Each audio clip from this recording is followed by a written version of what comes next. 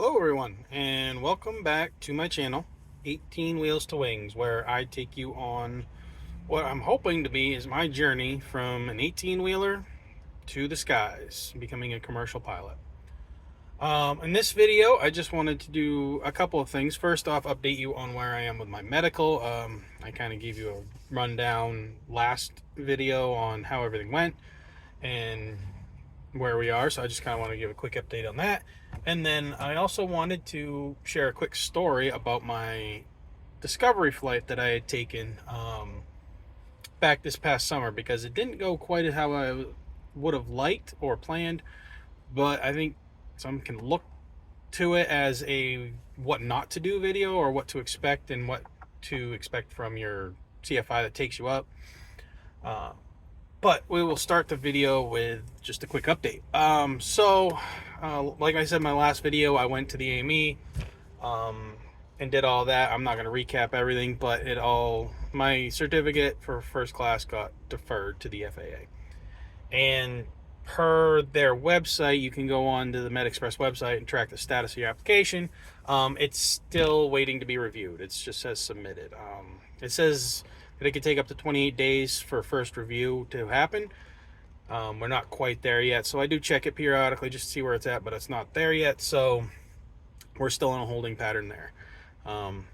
But on top of that, I have gone ahead and put in my subscription to the AOPA to try and get some help with that. So if you're not familiar with the AOPA, they're basically the biggest supporter, if you will, a big lobbying group. They have a lot of different things and ways they can help pilots, and so I've subscribed, I have a subscription to them now, and I'm going to use their pilot protection services, hopefully, to help guide me through this whole process with the FAA should I need help. So I've reached out to them. We'll see what they say, and it might depend on what the FAA comes back with, but we'll see. But I would highly recommend going on the AOPA website if you haven't been there or heard of it. There's a lot of useful information, even if you don't get a subscription to their services. They still have a lot of useful articles, a lot of information there. If you do subscribe, they have access to scholarships for flight training and all kinds of things. There's sweepstakes to win planes. There's a whole bunch of stuff. So it's a good resource for pilots just starting out. So I would highly recommend it if you are just trying to start out. So that's it. That's just a quick update. Really haven't gone anywhere with it yet. Haven't seen anything from them yet, but just figured I'd keep you posted. So now on to the second thing. I wanted to talk quickly about my first discovery flight. And I call it my first because I'm likely going to take another one here, hopefully relatively soon, with the school that I want to use, just to get a more better sense of what they're like. So last summer, and like I had mentioned in my first couple videos, I had been researching this and planning this and thinking about this a lot over the past year, into last winter, 2022, 2023. And a good friend of mine knew this, and he was very intrigued, and he's very supportive of anything I do.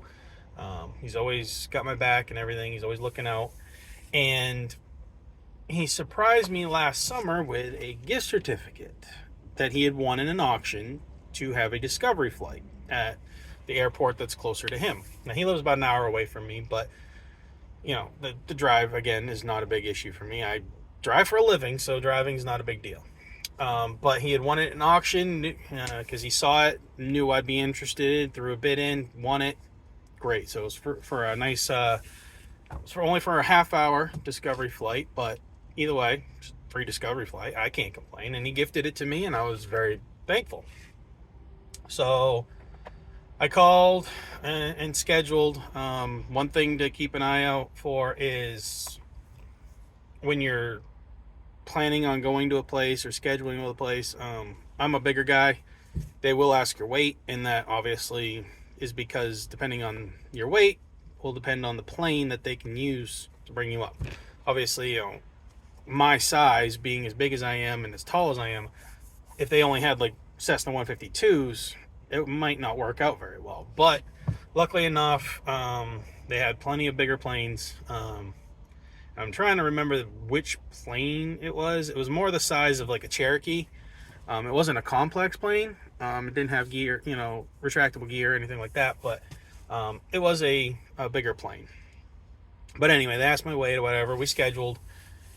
And then day of, they called and had to reschedule. Weather wasn't great. I understood. That's fine. And I had been touching base with them that whole week because we had saw the outlook for the weather, and I just wanted to keep in touch with them. And the office did a good job. I'll say that the office for this place, and I won't name the schools, I won't name the instructors, I won't say anything like that, because just because my experience may have been a little shaky doesn't mean everybody's is going to be. I don't think that was necessarily what happened with me. It was a reflection of the school or the instructor, maybe just circumstances and other things, and I'll touch on that. But so we had to reschedule. This was back in July. So we rescheduled, finally got a day where the weather looked great. The winds were calm, clear skies. It was a great day. So me and the family drove an hour to the airport, and my family wanted to go with because they know how much I'm interested in doing this, and I was excited for the flight, so they wanted to see me go up in the airplane. Obviously they couldn't go in it with me, but they wanted to take pictures from the ground, and that picture you see on my profile page is me with the airplane I went up with. So we drive all the way up there. We get to the airport. It is an untowered airport, so it's just a small airport, and which is funny because it's actually in a fairly large city for where I live, but it's a small airport. Anyway, we get there. I check in at the desk. Receptionist was real nice. There were a couple, what I'm guessing looked like students coming in and out. And then we kind of rolled beyond when I was scheduled to go up as far as time goes. And then finally the instructor came in. He must have been on a flight with a student, which, I understand, it's fine. He came hurrying in from the tarmac, introduced himself to me real quick, and then, just told me, hold on, he had to go to the back room, debrief real quick, and then get his stuff situated, and we head out. So, okay, that's fine. When he came back out, I was like, hey, is there anywhere my family can go to get, some pictures of me going up and whatnot? And they didn't really have any good spots, but he gave me a suggestion for them. So they went out there and got ready. And he gave me a headset and said, come on out. So we go out to the airplane. And he doesn't really say much to me as we're going to the airplane. I'm guessing, and this is just me guessing, and this is why I say take this as a reminder of kind of what not to do, and maybe be a little bit more assertive with things. So we didn't pre-flight the airplane at all on the outside. This was a half-hour gift certificate. I understand we don't have all the time in the world. You want to get up in the air, you want to experience flight. I understand that, but at the same time, safety is supposed to be a big thing, and I didn't think anything of it at the time. But we didn't really pre-flight the airplane on the exterior anyway. Kind of, it didn't really set off any alarm bells, but I was just like, okay, maybe that's what it is. So he showed me how to get in the plane, which steps to use or whatever. It was a low wing airplane, not a high wing. Climbed in, adjusted my seat. We locked in, and then as soon as we got in the plane, where it was parked was right near the entrance gate to the runway from the outside. And there was a tanker truck there, just arrived, that was going to refuel the avgas tanks. And that put the instructor in a hurry to move the plane because we were kind of in his way where he had to go. So, again, he's not talking to me much. He grabs a checklist real quick. He's hitting switches and whatnot. Finally gets the plane started, and he's like, oh, we're just going to get this plane moved real quick so we can get in there. Oh, okay, whatever. Gets the plane moving. We get out of the way, set the parking brake after we're moved. We get the headsets all set up. So, while we did that real quick at first, and then we adjusted volumes and stuff after that. And then he went through the actual taxi checklist or pre-taxi checklist after he got the plane started. So, I mean, he was breezing through things like boom, boom, boom, boom, boom. Like, obviously he's been in this plane before. Obviously he's familiar with it, but not really telling me much, not really explaining much, not showing me much. Okay, we're kind of in a hurry. I understand we're in this guy's way, but then again, I feel like maybe he could wait. Again, hindsight being 2020, I feel like maybe I should have been like, hey, shouldn't we be taking our time going through some checklists, whatnot? But okay. Again, it was a gift certificate for a half-hour flight. Maybe that's no excuse, but it is what it is. So we go through the checklist, and then this is an untowered airport, so he gets on the radio, just says, we're taxiing this way, departing off this runway. We taxi down, and I mean, he's cruising. The taxi, I mean, and maybe this is normal. Maybe this is how fast you're supposed to taxi. I don't know. We felt like we were cruising along pretty good to get to the runway. We taxi down. We hold short the runway. He does his pre-flight checklist real quick. Again, not really explaining anything, not showing me anything. Whatever. This isn't an official lesson, technically, right? So what I was thinking, anyway. I'm just trying to pay attention. I'm looking at the airplane from the mind of where I've been studying a little bit and looking at stuff. I was trying to, okay, well, that's where that is. That's where that is. That's the airspeed indicator. That's the, turn coordinator. I was just trying to pick out things that I knew what they were, where they were in the airplane, familiarize myself with it while he's doing whatever he's doing.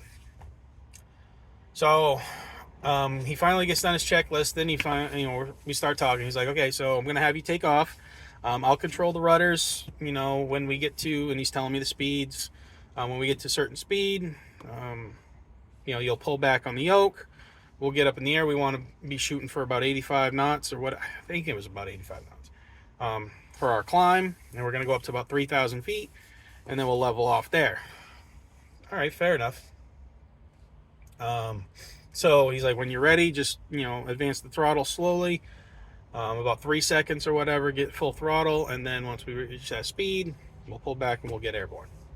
Okay. Sure enough. So we get out on the run, he gets on the radio. We get on the runway. I started advancing the throttles, and he obviously didn't like how fast I was doing it.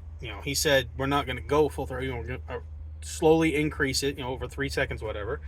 And I was counting in my head, but then he reached over. He's like, oh, no, we got to go. Push the throttle up. Okay. Here we go.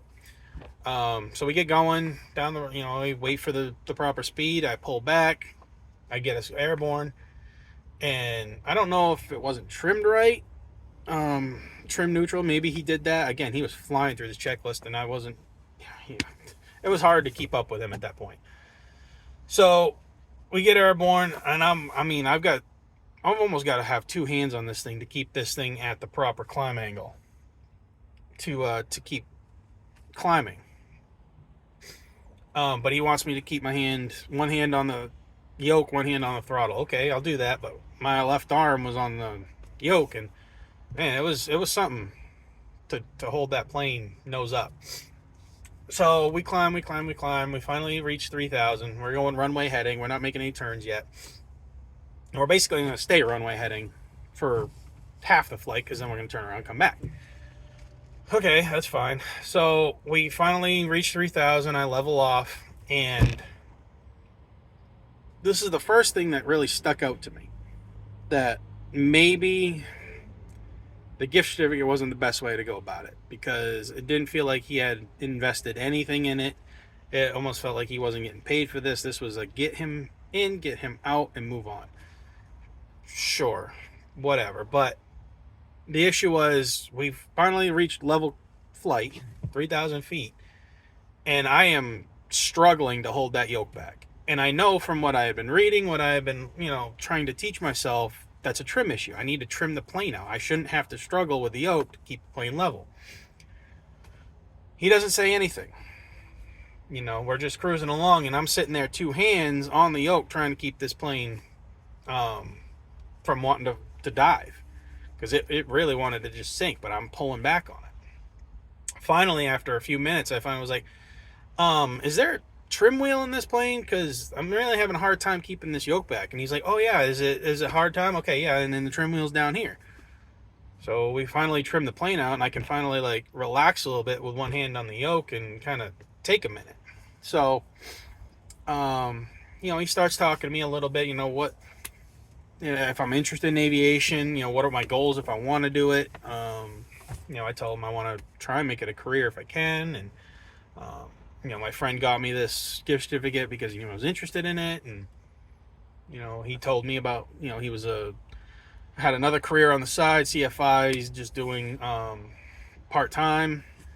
I didn't mention anything about him trying to get to the airlines or trying to get to 1,500 hours or whatnot. He didn't mention any of that. That could be an issue. I don't know.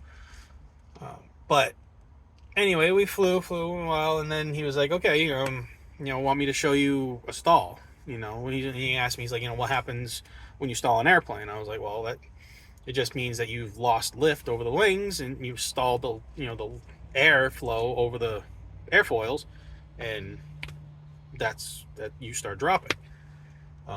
I kind of gave him a rough explanation, the best I could explain it then. And so we did a power off stall, lower the power, pull back until the stall indicator, plane drops, recover. And we did that one time, and I was like, oh, yeah, well, that was pretty cool. That's fine. And then we got to a point where I was like, all right, we're about halfway. Give me a turn to the right. We're going to reverse course. So I did what I felt was a nice standard turn. He was still on the rudder, so I wasn't controlling the rudders. But, I put in what I felt was a good turn. He did say, that was a good recommended, standard turn. So I got the plane turned around, heading back to the airport. Then he was like, okay, I'll show you, he pointed to the radio. He's like, this is how we do VORs. And he put in the frequency for the VOR for that airport. Showed me on the indicator there, the lines that line you up with the airport. He's like, if you drift too far this way, the line goes this way. All right, show me a little bit of that. And then that was about all he really ever showed me. After that, it was, once we got to the airport, he told me to turn it so I was parallel with the runway for the downwind. And then he took over. And at that point, I'm like, okay. So I'm hands off, he's got the controls. And he starts on on a base too early. And when we get ready to turn for final, we're too close to the airport. And I think it's called a forward slip. Anyway, he has to put us into a pretty steep dive in order to drop altitude enough to put her down. And that made me a little queasy. I'm not going to be honest. Like, I've flown lots of times and I have no problem flying. I've never gotten nauseous, never had any issues, never been afraid of it. But whatever he did at that point, when we finally touched down, I was like, ooh, I felt that one in my stomach. Like, I wasn't going to, hurl or anything, but I was like, oh, yeah, that was pretty steep. And he even said, he's like, yeah, I came in a little, we turned a little too early and I had to drop her down. And I'm thinking to myself, well, now again, in hindsight, I'm thinking, maybe we either should have gone around or maybe we just didn't have to do that. Like, there was no pressure to get it down there, right? We weren't in any, weather situations where we had to get down, no fuel shortage situation where we had to get down. We weren't trying to expedite a landing for oncoming traffic. Like, there was nothing that I could think of that would have forced us to make that attempt that quickly. Except for the fact that it was a half-hour gift certificate and he had to get done. And, he probably had other appointments after. Other, sessions with other students. So we get down, we taxi back to the terminal, or the FBO. I don't even think it's really considered any of those because this airport's so small. But we get back to him, he shuts down the airplane, asks me, he's like, how'd you like it? I'm like, oh, that was pretty cool. Like, I like being up in the air. We get out. He takes my picture. The pictures you see, that was actually him. Took those pictures with me with the airplane. And then I handed him the headset. He shook my hand, and we walked back inside, and he took off.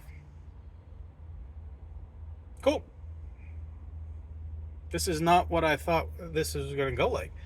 I had done some YouTube, poking around on Discovery Flight, people taking Discovery flights and what it's like for them. And this is not what I expected. He didn't give me a sales pitch for the school.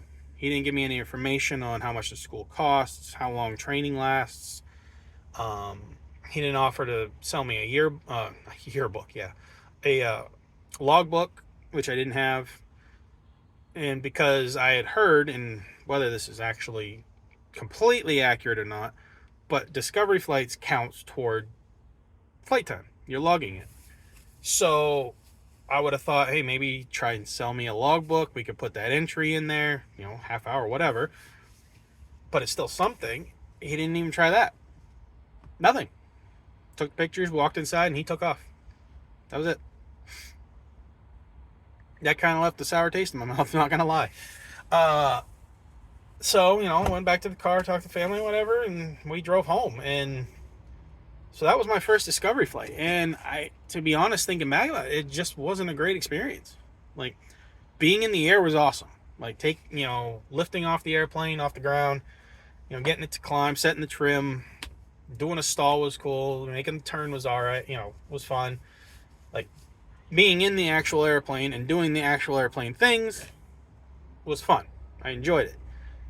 The experience with the instructor, however, and just the way it seemed rushed, the way he didn't seem to really take me seriously, I don't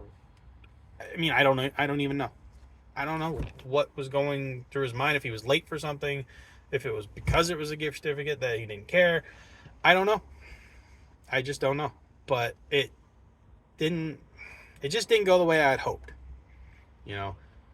and so that makes me really want to take another one. So what will I do differently if I go for another one? Well, I want to make sure the instructor is kind of telling me things, right? And I will pay for this one. I'll probably try and do an hour-long one, just so we have a little bit more time. But I want to see the instructor doing the safety stuff, like walk around the airplane with me, and just, you don't have to point out everything. Like, I don't need to have a full-on breakdown of every component of the airplane, but show me that you're checking out the plane. Show me that you care about the safety of the airplane. When we get in, you don't have to, again, run down every single checklist item with me and point to everything, but maybe occasionally touch on some things like, hey, I'm doing this. This is the reason why. Do a couple other things. This controls this. This is why I'm doing this.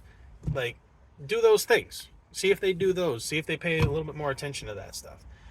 Show me that they're interested in me possibly going to their school and wanting to sign on. Because, in the end of the day, that's their business, right? Not only are they trying to get their hours, which having another student would provide them with, but they're trying to make money.